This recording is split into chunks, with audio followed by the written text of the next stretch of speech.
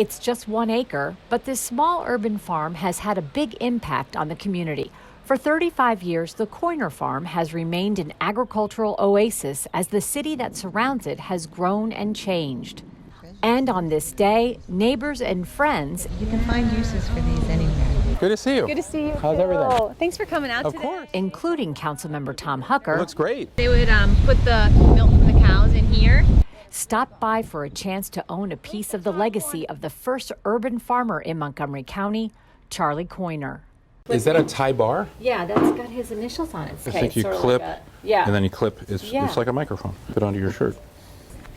Very fancy. Yeah. The items told the story of a unique man. It's a meat grinder. Oh, a meat grinder. My mom had one of these. Wow. Isn't that wild? Who spent his life farming and stayed true to those roots until the end. Charlie Koiner passed away peacefully in January at the age of 98. A farmer his entire life. I've got cabbage, mustard greens, turnips. It was his wish that the farm continue in his absence. In May, with the support of Charlie's daughter Lynn, volunteers Kate Medina and Hannah Sholder founded the Charlie Koiner Center for Urban Farming. Its mission? To preserve and manage urban land for the purpose of agriculture and education. We really aspire to inspire the next generation of sustainable food innovators. So creating a space for people to come, see how food is grown, connect with the soil. We feel that that's important, particularly in urban environments where you can feel sort of disconnected. Really nice. Keeping it up with it. If you grow up in the suburbs or in an urban environment, a lot of kids think their food comes from the grocery store, right?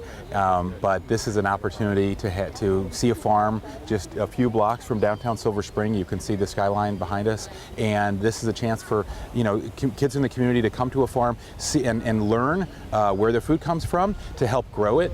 Thanks to Kate and Hannah, the farm is flourishing. This is garlic. So we have yellow zucchini, green zucchini. What you have here is the sweet William flower. This is one of Charlie's favorites, and one of the reasons why is because it's an edible flower. So we have about 15 beehives.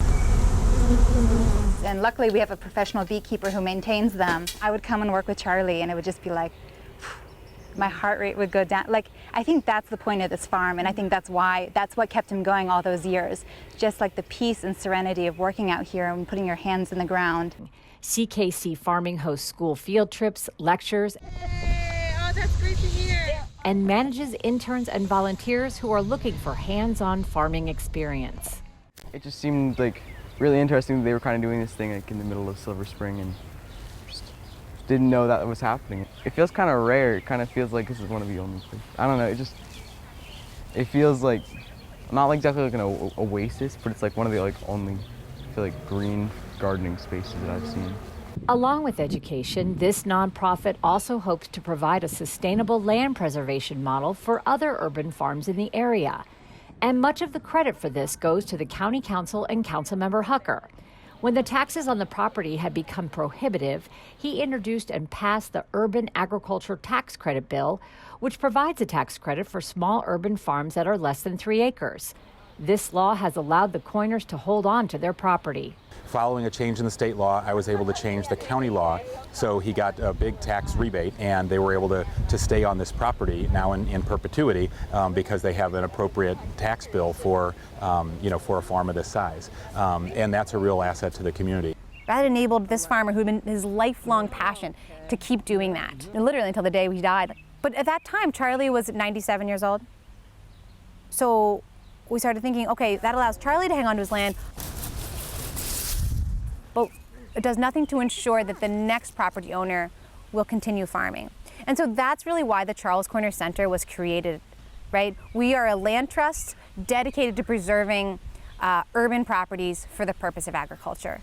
And so I'm really happy to announce that the board of the Charles Koiner Center, as well as the board of the Maryland Environmental Trust, have both agreed to co-hold a 500-year agricultural easement on this acre of land. This is a first in kind for the state of Maryland.